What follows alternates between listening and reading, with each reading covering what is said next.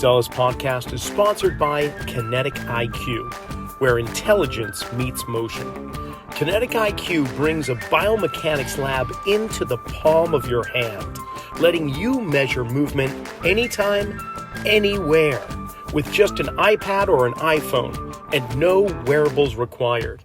I've been using Kinetic IQ's markerless motion capture in my own practice, and whether you're screening athletes, analyzing posture and gait mechanics, optimizing performance, or guiding return to play, it helps practitioners like us save time, capture more objective data, and make instant actionable decisions.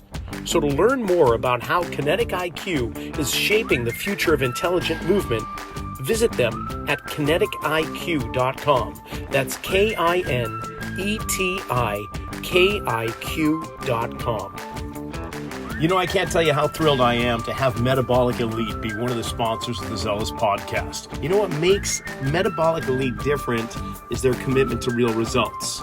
I've seen a lot of supplements and performance enhancement things over the years, but they pair clinical experience with innovation, like Lipitab, their proprietary solid-state liposomal delivery system. It's a chewable format which enhances absorption, like nutrients like BPC 157 and synapses. They're delivered more efficiently in the body, supporting recovery, focus, cognitive health. Their formulas go beyond the basics, solving performance health challenges at the system level. Every product is tested for quality, it's backed by research, and trusted by athletes and clinicians alike. So learn more at metabolicelite.co. And you can get 10% off all of Metabolic Elite products by entering the coupon code ZELOS, Z-E-L-O-S. Hey, thanks for tuning into the Zelos Podcast. I'm your host, Rocky Snyder. This is the show that's all about the pros behind the pros in sports. And this week, Alex Forehan is my guest. He's the assistant athletic trainer to the New England Revolution, Major League Soccer. And with World Cup soccer around the corner, well, aside from MLS, everyone's kind of getting frothy all about soccer. Before we get underway, remember, we've got the Perform Better Functional Training Summits coming up. 2026 will be in Chicago in June, and then Long Beach, California in July, and Providence, Rhode Island in August. Hope to see a couple of those venues. I'll be presenting in Chicago and Long Beach. This year I'll miss out on Providence, Rhode Island, but I will also be down in New Orleans for the NSCA National Conference. That's going to be happening in July as well. So if you're in the Southeast or heading that way, shoot me a little text or an email. Let me know you're going to be down there, and we'll try and connect. You can always go to my website, rockysnyder.com, for podcast archives, weekly blogs. We've got online courses, some CEU education, and a whole bunch more. And, well, let's just get on to the conversation. Click that subscribe button, and away we go. Just to kick it off, Alex, first, thanks for coming on, putting some time aside in your busy schedule to be on the Zelos Podcast.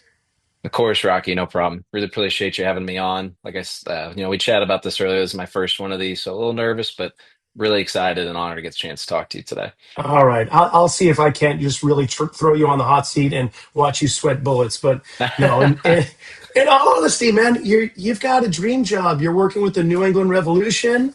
You know, they've won the cup in previous years, and right now you guys are off to a good start, a strong, solid start. Few games, few matches underneath your belt, and I gotta admit, I've been down. I haven't stood on the pitch there, but I've been to Gillette Stadium, to Patriots Hall of Fame, TB12 before they closed it down there, Okay. and Patriots Way, and then just kind of trying to get my head over the fence there at the Revs pitch. Man, what a setup. You must be just loving what you're doing. I really do, man. Honestly, you couldn't have said it any better. Dream job.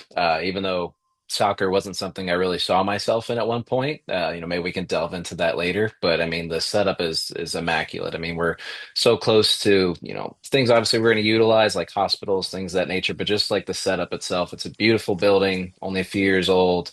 4 pitches that we can train on. Everything's all inclusive. It's next to Gillette Stadium, which is easy for games, but it's kind of tucked back in its own little area of the woods. Beautiful drive in every morning. It's awesome. It's a great setup. That's great. Okay, so before I hit that record button, I made an incorrect assumption. And the fact that you, like most athletic trainers, began your career path based on an experience you had as an injured athlete, but that wasn't the case. So, what the fire? What happened there? How did you decide on athletic training?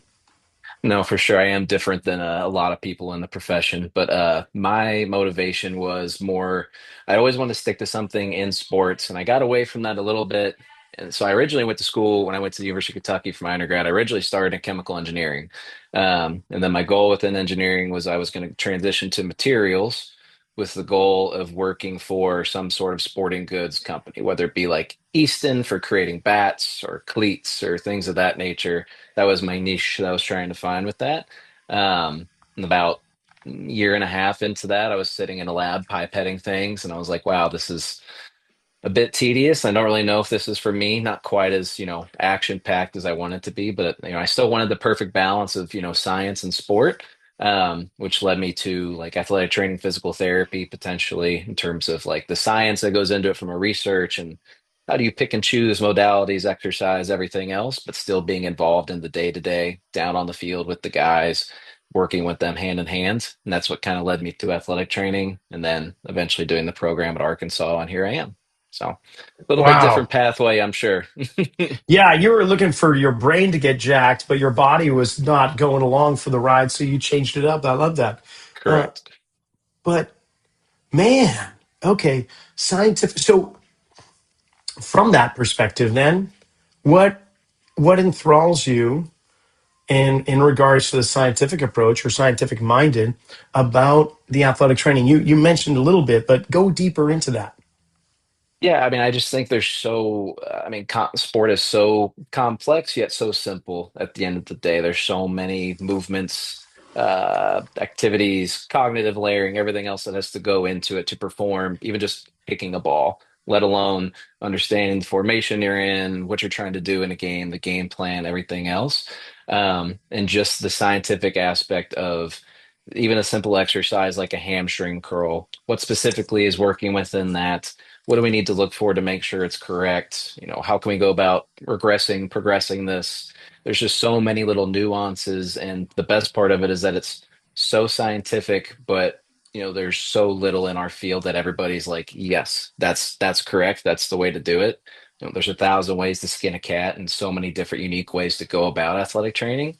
So to me, it's almost a perfect blend of scientific yet also logical and gray and putting the pieces together how they make sense with the evidence you have or the patient you have and finding that blend of science leading the path but then also having to have the logic and application of it to put it all together and make it work for whoever you're working with. So why not sports science? Why athletic um training? it's a great question. I definitely had interest in sports science, and I think quite frankly at the time it was more so just familiarity and understanding of the two. Hmm. My loose understanding of athletic training. So, like in high school, we didn't even have an athletic trainer until probably like my junior year, and it was someone who would come for practices and games, but they weren't with us all the time, things of that nature. Then obviously, I saw it a bit more at Kentucky. I started working in facilities or in athletics with facilities as a student worker, setups for games, maintenance in the stadium, stuff like that, and then bumped into the athletic training staff there and kind of heard about what they do and everything else. Um, I definitely still tangent. Kind of the part that's also great about athletic training is that we don't really have the most like defined role, and we have a bit of freedom to kind of explore more into like strength and conditioning, biomechanics, sports science, even. Like we utilize our sports performance staff and sports science so much in like our prescription for on-field rehabs from like a loading standpoint with the GPS and everything else. And then even then picking their brain about working with certain athletes, their mechanics, how they move, things like that. Um, so I definitely have a lot of interest in the sports science, but as I've gotten more into or started with athletic training, gotten into it, I think the even deeper science of that with the understanding of anatomy and injury is just like another layer of the science that I love, just love to dive into and have to find a way to apply. So that's probably more what keeps me more athletic training than sports science. Right on. Right on. Yeah, I in my perspective, I think that the athletic trainer, I won't say is the linchpin or the hub that has these spokes of stakeholders going out, but it's darn close. I mean, you've got the director of player performance or you know, whatever they're going to call. There's so many different Hmm. titles depending on what sport you're looking at or which team. But the one that oversees all the stakeholders, from the physical therapists, athletic trainers, strength coaches, sleep specialists, sports scientists, mental skills coach, dietitian, nutritionist, all of those, right? The athletic trainer, like you say, you're the queen on the chessboard, so to speak. You've got Hmm. so many avenues that you can delve into and so many different moves. You can delve more into the medical side of thing and really get shoulder to shoulder with the physical therapist. But at the same time, you're moving over to the sleep specialist and you're like, okay, this is needed here from a performance, medical, and strength perspective. And then, of course, you got the strength coach. So it is really cool to be in that position where you just turn, you work with that person, turn work with that person. But why soccer? That's my thing. How did that come So about? So this will be a great portion here in non-traditional in any sense. So soccer, so like growing up, like soccer was like never a thought in my mind. I hear you. Kentucky's not necessarily a hotbed for soccer. You It's don't getting say. better. It's getting Oh, better. But it's getting better. But I really didn't have an introduction to soccer until my first year at Arkansas. I had a rotation with the women's soccer team at Arkansas, which helps also. They're very successful, very high level. So it was a great environment to get dropped into. Really enjoyed it. Had a great time there. Learned a lot. It was like, wow, this really is interesting. There's a lot more that goes into this than, than I had thought, and, challenge some of my like thoughts and prejudices, if you will. Um, Kind of got away from that a little bit, but other places I'd worked in the secondary school setting and collegiate setting, we had soccer, and not that I was high school, I was like, I'd work with their games and stuff like that, monitor trainings. With college, I wasn't assigned to the women's soccer team at Louisiana Monroe, but with COVID and everything, people may be out, get shifted around, you're helping out. There's always something that like I enjoyed and didn't mind to do, but never something I really saw myself in. The opportunity really didn't come for me to like fully immerse myself until this job. And a former classmate of mine, Eric Schwartz, who's now our director here at New England, director of sports medicine. We were close in graduate school. We always worked well together in clinicals and class and everything else. Studied together, and he's been in MLS for his entire career. And when he got brought to New England, he called me and he's like, "Hey, like I want to build something here. I want to do this. I want to do this the right way, and I want you to come help me out." It wasn't given to me. I still had to go through the interview process and show my worth and really sell myself, because it's really hard to sell to a professional soccer team. Me being a head athletic trainer at a Dallas high school at the time, like, hey, I'm the guy. You know what I mean? So it was a bit of an uphill battle, but no, I was super what thankful do you for. think was the thing that sold them on you? It's a great question. I think because of my varied experience in terms of setting sports, a little bit of everything, seeing a bit of everything, and kind of also my like professional approach and being like variable and being able to see things through a lot of different lenses. Maybe getting outside a bit of just like the traditional soccer lens, like whether you want to or not. If you work in the same setting for a long time, you're going to potentially get like some tunnel vision at times and see things from a soccer point of view or a basketball point of view, if that's all you've ever worked. So being able to bring a bit of uh, maybe a lot more like general expertise and knowledge, just because as an athletic trainer, we never know what we're going to see on a daily basis. To be able to bring some varied expertise. And then also, without being cliche, just like the grinder mentality, man, honestly, just to be able to, the jobs I've had, a lot of hours, had to take on a lot of responsibilities within my job and what was outside of my job, but was able to take that on and assist, the group I was working for at the time, wherever that may be, and just really sell the idea of like, hey, like I'm going to do whatever you ask me to do, work whatever hours you want me to do, and whatever I don't know, I'll learn it. I'll learn it quick. You're never going to have to worry about me, being a knucklehead or anything like that. Like I will do everything in my power to fit in as quickly as I can. And while I'm learning that, I'm going to pick up the slack on everything else, whether it's logistics or budget or things of that nature and kind of fill that gap because I have some experience with that. And then I'll learn everything I need to learn and apply it. Sweet. Wow. And you're well spoken. You present yourself very well. Ah, Those are the things thank you you. didn't say, but I man, appreciate yeah, I felt like we're in an interview right now. I'm just feeling it. good about that.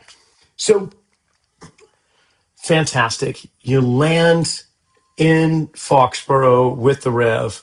Now, does your duty stay exclusively with first team? Are you with second team, academy? Like, how far do you stretch in terms of the athletes that you see? Typically, primarily the first team. Now, that doesn't mean that there won't be cases where second team or academy wants some input or insight on a case. We'll potentially step in and kind of give some, we'll evaluate the guy, take a look. Is there anything we can do? I do have a certificate in diagnostic ultrasound, so we'll provide that Huh? for the second team and academy. If, we kind of have something that's on the fringe, like we're not sure if there's something going on. Let's get an in-depth look, but we don't necessarily know if we need to like true imaging. We'll run the diagnostic ultrasound over that, take a peek, and then kind of go from there and do our own evaluation. Is that a portable unit where you can take it right down the side of the pitch? Yes, sir. Correct. Crazy. That is so cool. Yeah. Wow. Yeah, it's Okay. awesome, man. Without naming names, craziest ultrasound you've seen. Uh, Former athlete of mine, previous to the revolution, um, was complaining of some like general quad discomfort he would get at times. Um, and we, at my previous job at a high school in Dallas, we actually got a grant to be able to purchase a diagnostic ultrasound, which was cool. So we were able to utilize that, and then we'd also utilize it with our docs whenever they were able to come in. But anyway, athlete complaining quad pain, don't really think much is going on, but let's scan it. Let's take a look, just see if there's something funky going on here. And I'm passing like over his VMO, and all of a sudden, just this like boop just pops up in the middle of the VMO, and I'm like, did I do that right? That doesn't look right. Go back over, and essentially he has like an accessory bone growth coming off of his femur, like butting A into third the condyle. VMO. Yeah, essentially. Yeah, and I was like, what in the world is this? And, like, go over it a few times, take a video of it, send it to our docs, and like, hey, like I haven't seen anything like this before. Is this something you guys are familiar with? And they were like, not overly, but it's not, I've heard of things like this, whatever. But made sure to get everything like checked out to make sure there wasn't anything more more malignant, I guess, going on. Make sure it wasn't anything too crazy, but turns out it was just a benign bony growth. And as long as it wasn't an issue, it wasn't an issue. And it wasn't anything that was debilitating for him or limiting. Just sometimes he'd get a little uncomfortable and it would go away. So kind of a really interesting finding. But yeah, that's probably the weirdest one I've seen. Wow. Now, you also hold a position with the Revolution as immersion coordinator. Correct. Give me a little 411 on that. What does that entail? Yeah, so we recently just started within the roughly last calendar year a fellowship program for new certified graduates to come in and participate in our fellowship program. So a paid job where they'll rotate through the three levels. I lead that in terms of the hiring process, coordinating that, and then also their formal education on top of whatever, on the job education they'll get from working with the teams. The immersion program in a similar lens is our student immersion program for students currently in an athletic training program. Again, I'm in charge of the selection process. We interview them almost like we would for, a real job, just to give them some of that experience. And then we bring them in from their schools to be with us for the semester as part of their clinical rotations. And then with them and the fellows, we go really in depth into what their curriculum was, if they're a student, where you're at in your curriculum, what you've taken, and then we try and tailor their education along like while they're here during that time. We'll have like four or five presentations I'll do. We'll call them like prefab in terms of like, here's GPS, here's the different GPS metrics, here's how we go about our rehab, here's how we go about our evaluation process. And then I'll save time for a few more that are particular to them and like where they're at in their education. What could you use a bit more of? Modalities. Okay, well, I'll put together a presentation on that. We'll chat through some of that, the mechanics of that. Or, hey, I saw this case the other day. I thought it was super interesting.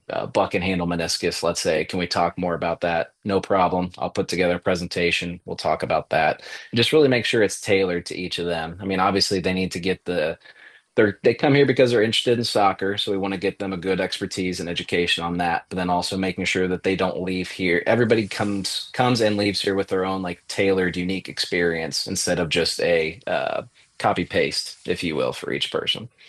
And how that's phenomenal because, first of all, you're the first MLS club that I'm aware of that does something like that. And I've had several other teams on over the last few years. Oh God, 6 years now. And and I ask about an internship program and Mhm. fellowships and so on. But as far as I know, but help enlighten me. Are there other clubs doing this now, like There what are. you're doing? There are. Okay, There are other clubs doing it. Sporting Kansas City is one of the main ones. nice. NYCFC I know has a program.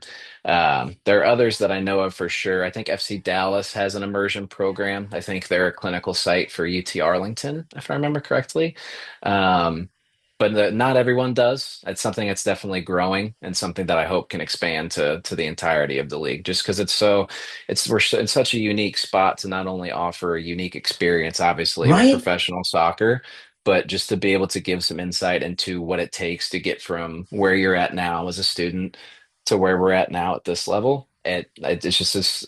I can only think it's so eye-opening for them to be able to take them and say, here, like, here's what you have to be able to do and get to if this is something that interests you, not from an intimidation standpoint, obviously, but from a, hey, like, uh, I loved your analogy in one of your previous interviews of basically you're in your yard and you have a tall fence and you're happy in your yard and you know it well and it's great. And then one day, a hole opens in the fence and you look out and you're like, what's going on over there? That looks interesting. And then all of a sudden there's these other avenues and things you didn't even think about or think were possible or like could relate to your feelings. Like, holy cow, like we're just scratching the surface here.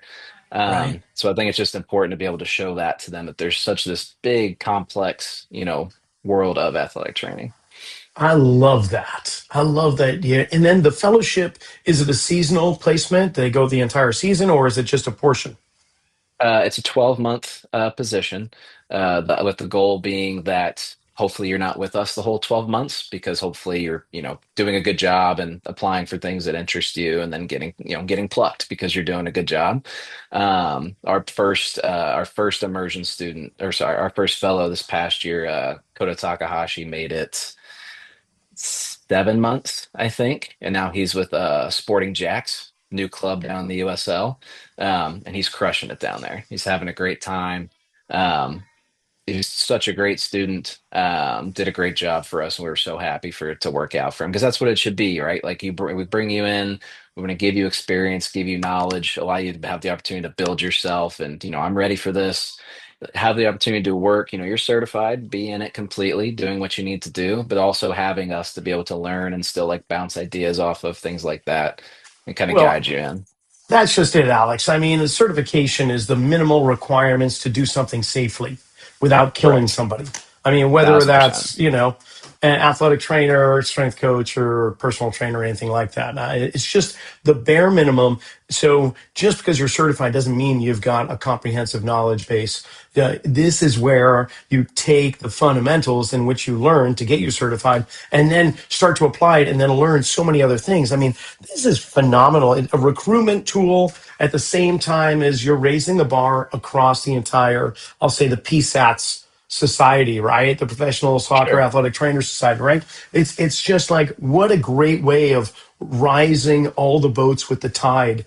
And so curious about this, and you can just say, "Hey, move on to a different subject if you want to." But I'm enthralled by this because I'm wondering, is it exclusive to your club and compared to NYCFC or Sporting KC, or do you guys chat amongst yourselves like at your annual conference? I think it's November or December. Do you guys gather together and talk about what you're doing with the fellowship or your clinical rotations for the students? No, for sure. We really try and pick each other's brains in terms of, what are you guys doing? What are you having success with? Or maybe something you're not having as much success with. And even to the point of like if we have candidates, I mean, it's super competitive, right? So if we have a candidate who we really, really like, but they didn't quite make the cut, we may contact another place, Sporting or someone and say, hey, like I know you guys have your position open. We interviewed this individual. They did a great job. They just got beat out. If you guys are still interested, I think they'd be worth an interview and to kind of connect them and try and help bridge the gap, not just to help them, but also help the student that's trying to get the position, right? Just because it should be all about trying to like, pay it forward for them, try and create an opportunity for them. So we definitely do chat about that from a fundamental standpoint, like how we organize it and how we do it and what's been our successes and our failures within it. And then also, trying to connect the students and individuals in different places to try and help them out as well. We're just going to take a quick pause from this conversation to acknowledge our sponsors, and then we'll be right back. The Zelos Podcast is sponsored by Kinetic IQ, where intelligence meets motion. Kinetic IQ brings a biomechanics lab into the palm of your hand, letting you measure movement anytime, anywhere with just an iPad or iPhone. No wearables required. I've been using Kinetic IQ in my own practice, and whether you're screening athletes, optimizing performance, or guiding return to play, it helps practitioners like us save time, capture more objective data, and make instant actionable decisions. So to learn more about how Kinetic IQ is shaping the future of intelligent movement, visit kinetikiq.com. That's KINETIKIQ.com. At the forefront of metabolic elite is Jim Lavelle, internationally recognized clinical pharmacist, a chief science officer at Lifetime, and the co-chair for the American Academy of Anti-Aging Medicine. He's got over 4 decades of experience and has guided Olympic athletes, professional teams, and leading health institutions. You know what makes Metabolic Elite different is their commitment to real results. Like Lipitab, their proprietary solid-state liposomal delivery system. It's a chewable format which enhances absorption like nutrients like BPC 157 and synapses. They're delivered more efficiently in the body, supporting recovery, focus, cognitive health. Their formulas go beyond the basics, solving performance health challenges at the system level. Every product is tested for quality, it's backed by research, it's trusted by athletes and clinicians alike. And you can get 10% off all of Metabolic Elite products by entering the coupon code ZELOS, ZELOS. So how do you keep yourself from being stretched thin? I mean, you're a young dad, so you've got a family life. You've got how many matches are in a complete season before you go into the playoffs? 34. And that's 2 matches a week on average.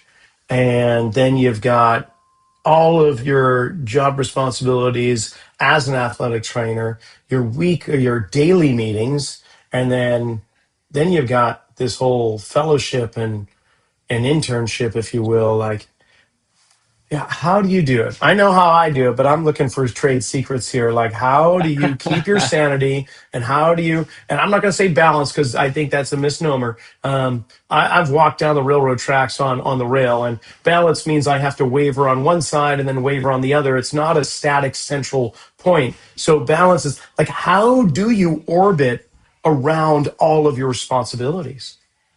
No, it's a great question, and I really like your analogy because I do think that the true like balance is a bit of a misnomer, and there's always going to be. I mean, it's sport, and let alone pro sport. There's always going to be things that pop up, and like I have to handle this now. I'm sorry, like I have to take some time to do this. I'm just so blessed, honestly, with having Kristen as my wife, who she's also an athletic trainer. Fun fact. So she understands the game and knows what goes into it. So I'm just so blessed to have her, honestly, in terms of someone who like understands and I could be like a soundboard too when I get home.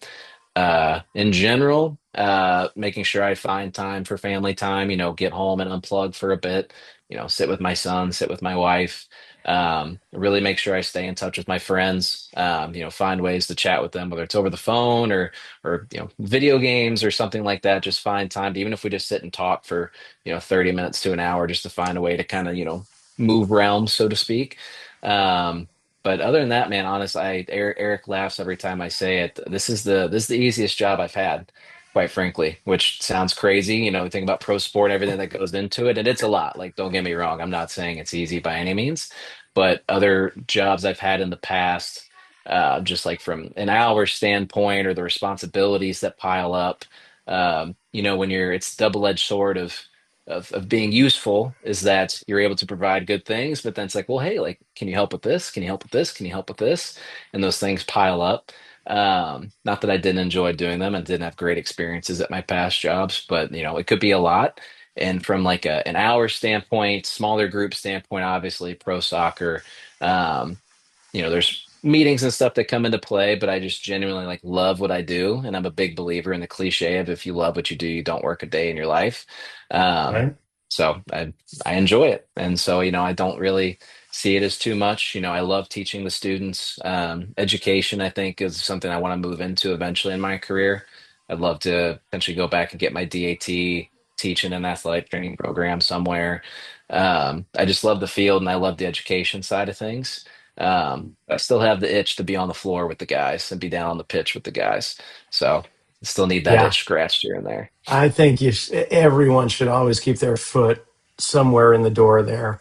There's too many times where I think it's the American way where you're an amazing, excellent technician with your skills, knowledge base, and so on. So the key is how do we replicate that in others? Oh, well, we put you up into management, which I think is, I think that is a disservice in some ways, but to stay where your passion is and be able to have both feet in on either side of the line is, well, at least in my opinion, is the way I'd want to do it. I know that I stepped off the training floor for a while and let my staff take care of everything, but there's something about getting back on in the weight room or in the training room, and man, it just gives you a little bit of jazz when you can see change occur. And yeah, I know 1,000%. So okay, pursuing education, really interested in DAT somewhere down the road, and so on. So, what areas of sports medicine or performance are you most excited about, like right now? What's got your feathers ruffling in a good way? That's a that's a really good question. I got a whole bunch of good questions. I'm lining them up, baby. But tell me, I yeah. think it I think it ebbs and flows depending on what we're working with at the moment. Um, that's what I enjoy about this is being able to dive into so many avenues. I've spent time previously in my career being really passionate about like heat and hydration, dealing with critical events with being heat related, hydration in general. Like I'm a big proponent of if you have the ability to do it, sweat rate testing with your athletes, not so that you can sit there and be like, hey, Billy, make sure you drink your 1.7 liters of water that you're losing during this training session, but just to make them more cognizant of it and just be like, hey, like this is important. And then be able to sit and chat with them about the detriments of, performance drops, with 2% dehydration. You don't even know that you're dehydrated because it's not till 2% dehydration that you're thirsty. So you're already losing performance and you don't even realize it. So that's Do something I've you been measure passionate that about in my with career. like? Do you measure that with body composition? So you're looking at lean weight in terms of like how much is lost, like before and after practice or a competition. How do you determine sweat rate? Correct. So, really got into this at the University of Arkansas with Dr. McDermott. Heat and hydration is kind of his wheelhouse, and he was a great mentor to me while I was there. And I kind of dove in and helped him with some of his research while I was there. But the simplest way to do it and the most practical is, pre-session, weigh the guys, have them go on, train, come back, weigh again. If you're truly monitoring it, you should either restrict fluids or find a way to measure how much they consume during the session, so you can put that into your calculation for pre-weight to post-weight. So typically, what I've done in the past is when we do the testing, is each guy has like an individual bottle. You weigh it pre-session, you weigh it post. If they went through a full body and to refill, you mark it. That way, there's no mistakes or outliers when it comes to your math at the end. But the simplest way is just to pre and post weight, and then you know that should be the fluid loss, and then you can prescribe based off of that. Okay, I Um, know you and I are science geeks, and so right now my mind's going to like, okay, I want to know the humidity, I want to know the heat index, and I want to know wind speed. So do yep. you take because we're talking about evaporation or lack of evaporation and So do you take that into consideration too? Do you go that deep, or you just go stand on the scale? Okay, go back and stand on the scale. We're good. It's something that I've toyed with. I haven't put it into practical use yet, but obviously there are considerations for, wind speed and humidity causing issues with dehydration of the sweat, which then does that cause them to maintain it? Do they not sweat it off then because the body's unable to burn that off through evaporation? There's so many things that come into play. Which is why I think it's important when you do your testing to do repeat testing. Don't just go off of one session and then prescribe from there, just because I mean, especially in New England, how it's been the last couple months, the weather's been so variable. And if Hmm.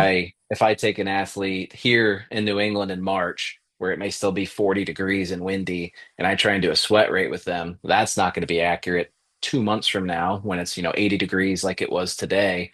I Or can't tell them, tomorrow when hey, it's 70 degrees or something. You know, it's so of variable from one day to of the course. next. Exactly. So there has to be a bit of repeat testing and then teasing some things out in terms of, what was the weather like each of these days? Try and align similar days the best you can to like what the average will be. And then even then, probably repeat the testing in terms of seeing if the sweat rate has changed in terms of early in the season. Maybe this is what you're doing when the weather was X within these variables. Later in the season, we're going to do it again when the weather changes, gets hotter, humidity's different, wind is different. I don't have a great way of putting those exact measurements into it, but it does give me consideration for repeat testing and monitoring, if that makes sense. It totally does. And now to throw a complete boomerang into this too, ethnicity. I recall it was probably 15 plus years ago reading a research article all about the hereditary factors or ethnicity in regards to sweat glands. For instance, those that come from the Caucasus, the European nations, have a higher concentration of sweat glands than those in Asian populations, which have fewer.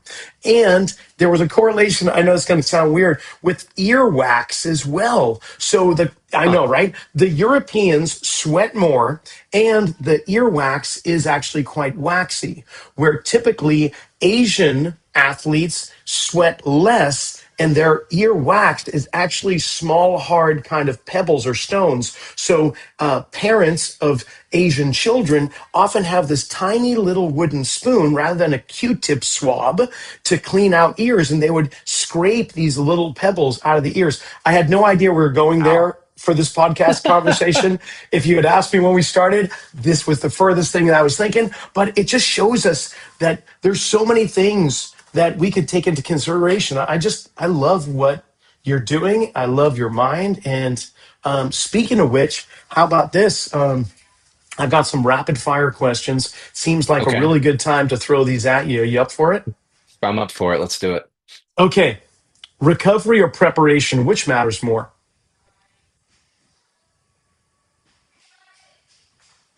Preparation. Cool. Most underrated quality in elite soccer players. Most underrated quality in elite soccer players. I might have to chew on that one. We go to the Okay. other ones and I We'll circle come back to back. that? It's a Yeah. great Yeah. When we say rapid fire, we don't really mean it. It's just kind of loosely thrown in there, but that's okay. Manual therapy or movement based rehab? movement based, 1000%. Okay. What about the biggest mistake athletes make during rehab? Uh, Going too fast too soon from I feel good, I can do more standpoint. Right on. What breaks down faster in soccer, hips or hamstrings? Faster, I would argue hamstrings All because right. One the thing. hip no, go Yeah. ahead. I No, was gonna because say the hips because what? the hips will have morphological change just because of the demands of the sport, which can lead to breakdown. But a lot of times we'll actually find asymptomatic incidental findings at the hip that the patient doesn't complain about when we do imaging for other local areas around the Oh, now that's cool. All right. Glad we poked that one out. One hip. thing young practitioners should learn earlier. Yeah. Like what those students that are coming in doing their clinical rotations, what do you wish they knew before they came? Ooh, um, soft skills in terms of working Soft with people. skills. Soft skills. So hard skills in Communication. in this communication, timeliness, Mm. adaptability, things like that that you can't necessarily quantify. Um, The I things think we that'd were be a raised hard. with that have been lost since COVID. I would agree. Yes, Okay, I would cool. agree. How about data or intuition? What guides you more? What guides me more? If I have to pick one,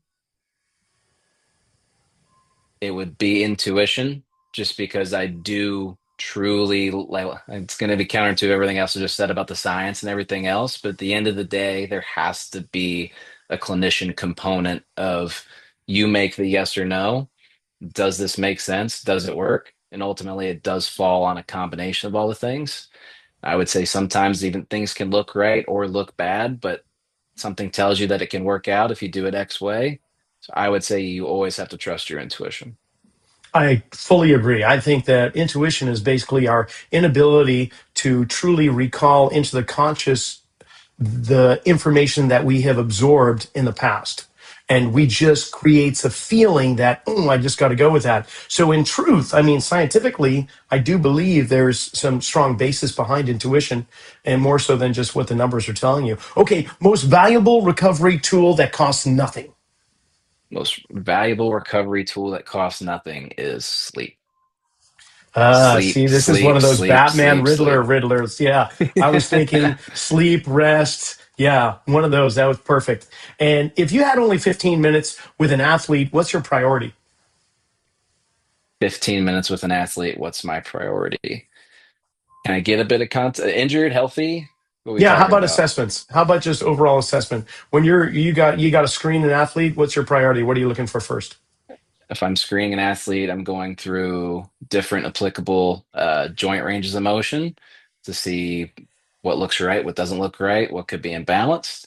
Um, Tissue length.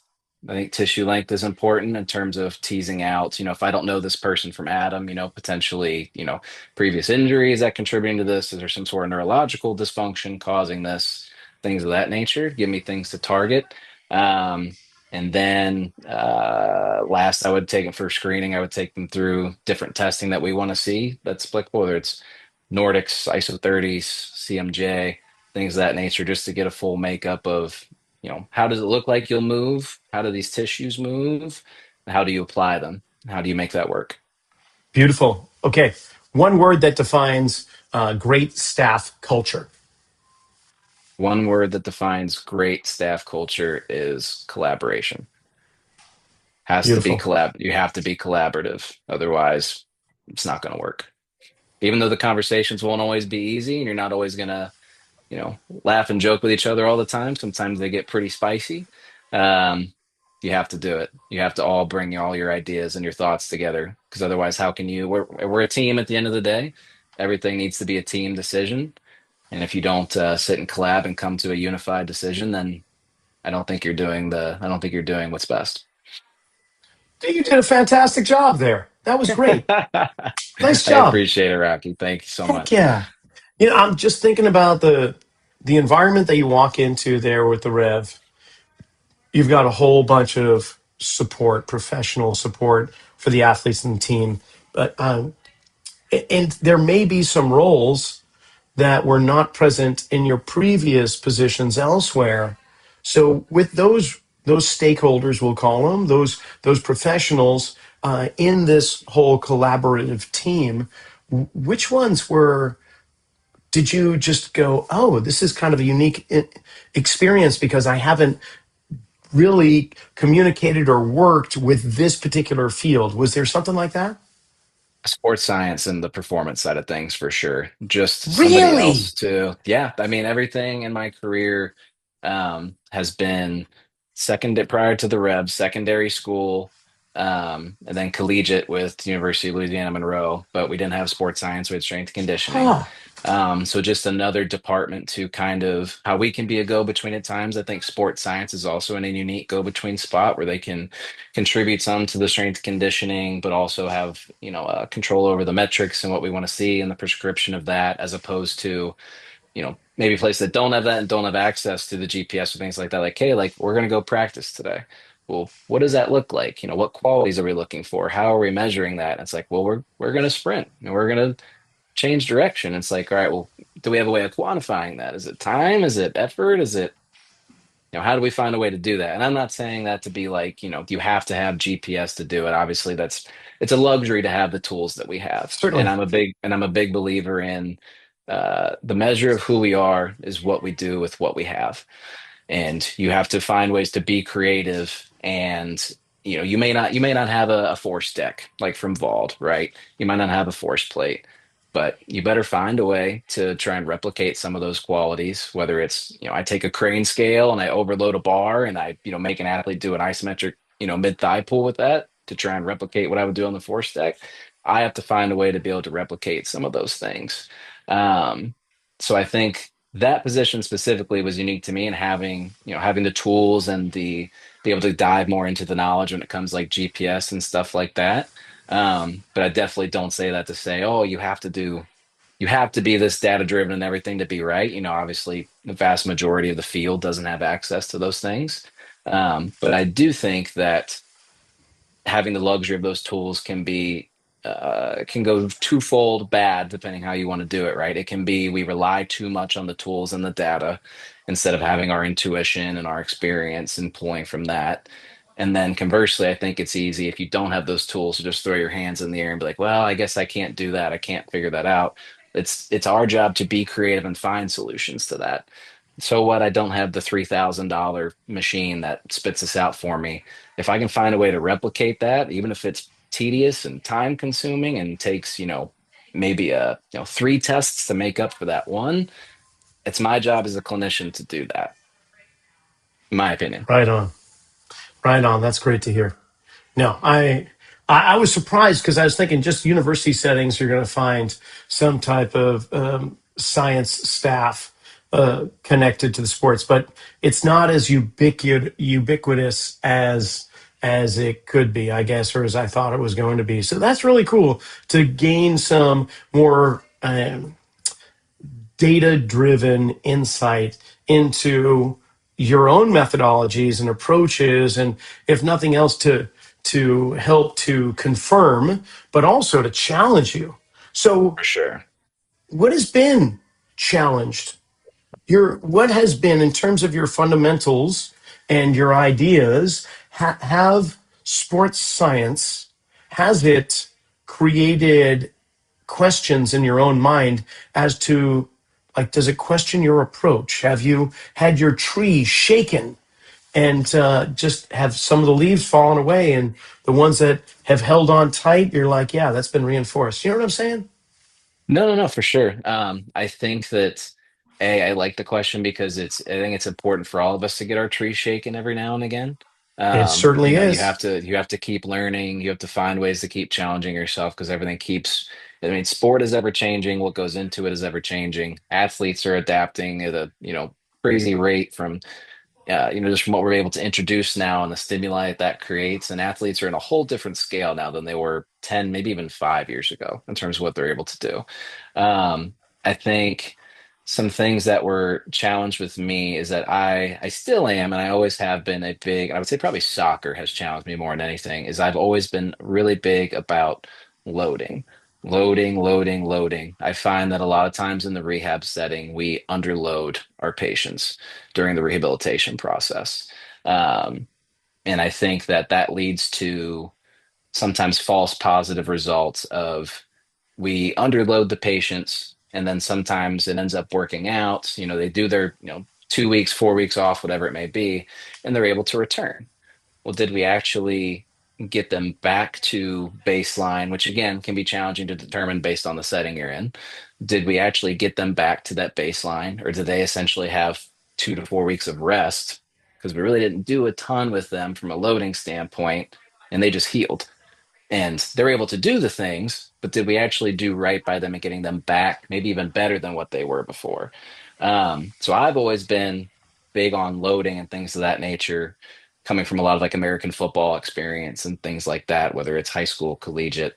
I think soccer has challenged me because soccer is such a demanding sport systemically that there's so much that goes in, that so much that's taxed in the body by playing it. You have to sprint, you have to, move around, you have to change direction, you have to react so quickly. The game can, flip on a dime. Um, I think I've had to kind of challenge myself in that, as I still think that loading is appropriate at the correct times, uh, even in season for the guys in general, slash with our rehabs and how we go about building them back up. But more so from the standpoint of like my dosages, if you will, in terms of like what I'm prescribing, how much I'm prescribing. Does it make sense to do it this day? And, it's not just rehab, it's, we have, maintenance plans as well for guys, joints get cranky, tendons get cranky. It's not an injury, but we have to address it. I have to be really creative with my exercise prescription. It'd be very, well, guys got, bilateral patellar tendinopathy. It'd be easy for me on paper to be like, hey, we're going to go do some heavy, slow, eccentric squats. That should treat it, which it should. But then the guy is fried and then he's unable to go to training the next day or even that Right. day. So it's like, okay, well, then how do I change my exercise prescription and my dosages to still address the issue, but make sure they're still fresh to do the job that, play the game they're paid to do and play the game they enjoy doing. So that's probably been something that's been challenging for me, is it's such just a unique branch of athletics with soccer, that finding that little, navigating that path, if you will. Truly. And just thinking about the soft tissue, if it's tendinous, then the way you're going to load them may very well be different than if it's more muscular or ligamentous or fascial, right? We Correct. may be changing the tempo of the load or the contraction, and maybe more that I want a more of a concentric load. I may want an eccentric. I may need an isometric at that end range. It all depends. So knowing that will further guide you. Yeah, as you can tell, we could talk shop And all day long here. we could have a whole other segment on just that. I would love to Oh, chat more about that. oh, heck yeah. Okay, then we'll make a date for that. Maybe near the end of the season when you've come Okay. up with a little bit more air. I can't believe you've got even time to put aside this hour with me. So I honestly, I got to thank you for coming on once again. And this is an opportunity, like if you just put out information, whether it's research or social media or anything else, how can people kind of just follow you? I'm on all platforms: Facebook, Instagram, Twitter, X, the everything app, LinkedIn. Primarily do most of my professional stuff via LinkedIn. Some things here and on Instagram, but LinkedIn is probably the best place to find me from a professional standpoint. Just search my name, Alex Forehan. Hopefully, I'll pop up. That's where I do most of my professional work. Nothing research based yet. We'll see what the future holds. Maybe some things in the cards. But yeah, LinkedIn's probably best from a professional standpoint for sure. Beautiful. Well, Alex, thanks again for coming on. I really appreciate this conversation. No, thank you, man. This was a blast. Really enjoyed it and would love to chat again sometime. It's going to happen for sure. Okay. And we'll put a pin in it for now. We'll get back to you next week. But first, thank you, Alex and the Rev, for making this happen. Remember, this month in June, we've got the Chicago venue for the Perform Better Training Summits. And then in July, Long Beach. And finishing up August, we'll be in Providence, Rhode Island. Make sure you register. Just go to performbetter.com. And while you're online, also check out the National Conference for the NSCA in New Orleans this year in July. Be sure to register now so you can get a little bit of an early bird discount. And until next week, just have yourself a fantastic week. I know I will. One more word from our sponsors. Remember to check out metabolicelite.co. Check out all the products they have on their website. Synapsin Pro is something I've been using to help stay focused without having to over-caffeinate myself. It keeps me in the zone so I can just really hone in on the things I need to achieve without feeling like, man, I gotta reach for an energy drink every 5 minutes. Metabolicelite.co. And don't forget, Kinetic IQ. They've got markerless motion capture for morons like me. I can use their product with my iPhone or my iPad. I can look at posture analysis, movement analysis of any exercise, gait analysis. It gives me everything I could possibly want when tracking people's movements. So, check out kineticiq.com.